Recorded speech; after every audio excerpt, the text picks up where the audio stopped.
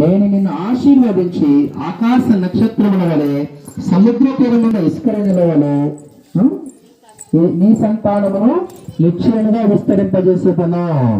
చూడండి, ఇక్కడ దేవుని యొక్క వాక్యం మనం చూసినట్లయితే అబ్రహాముని దేవుడు ఆశీర్వించాడు, దేవుని చిత్తం చేశాడు.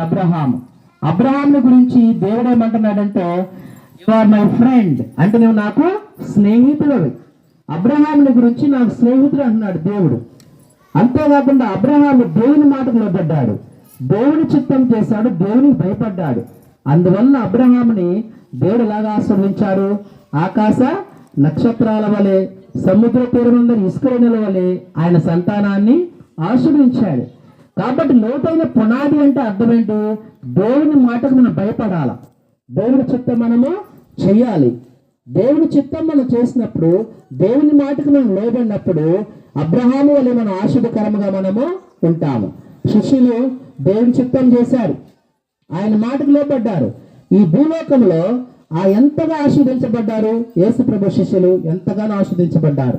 కాబట్టి లోతైన పునాది అంటే మన ఆత్మీయ జీవితానికి మనము దాని